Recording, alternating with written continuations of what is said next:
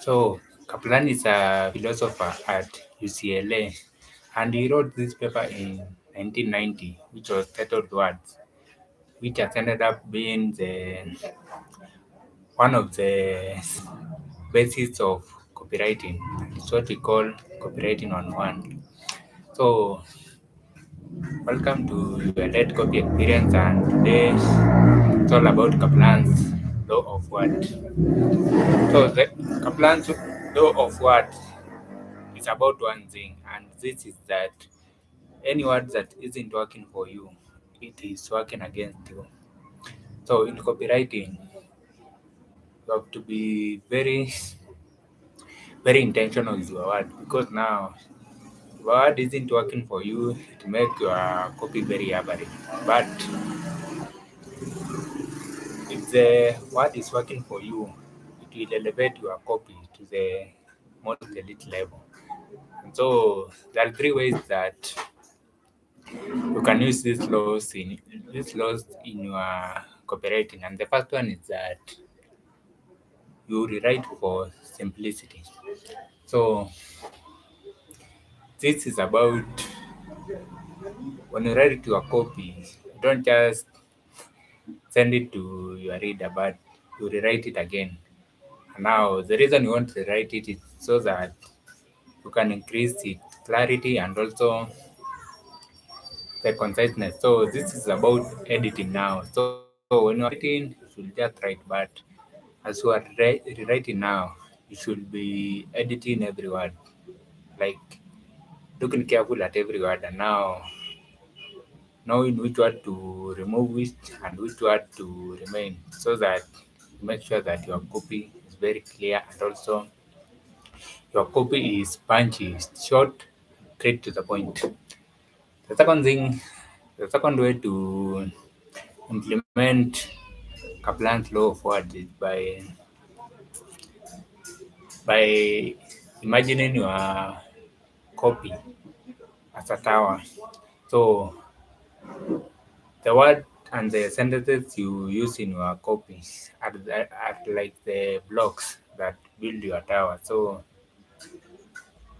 the key here is to, after you have written your copy, is to go back to your copy and look at it and look at each word now. So here is where now you're looking at each word and every sentence, and now you first remove that sentence, and now you check whether the tower is falling. So that means that check whether the copy still makes sense.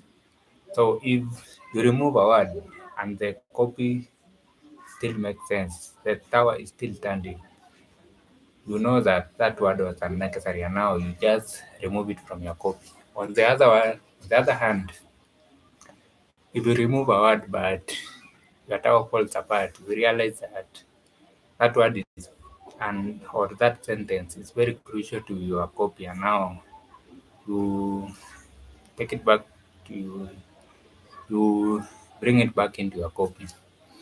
So that is the second thing. Imagining you are cooperating as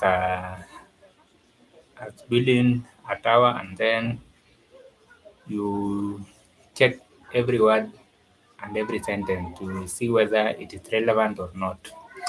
The third way is by looking at words, and now because looking at the trends that your idea has.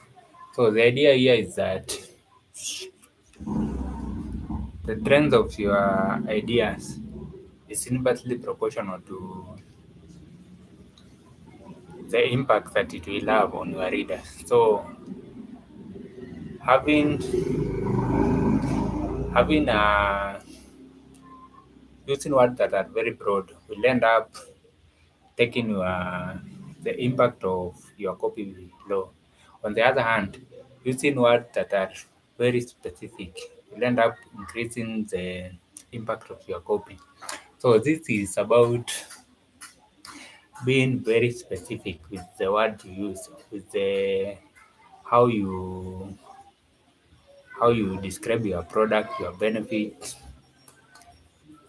the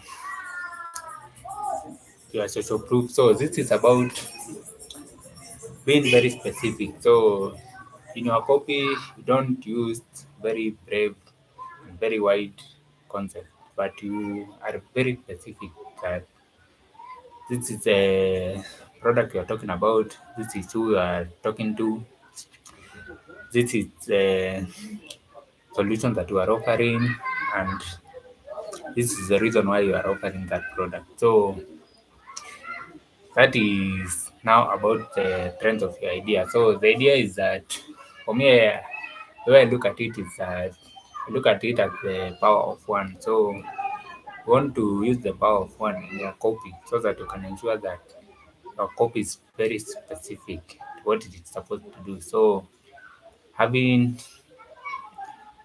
one targeting one reader, selling only one product, touching on the biggest pain points that your customer has, providing only one solution, and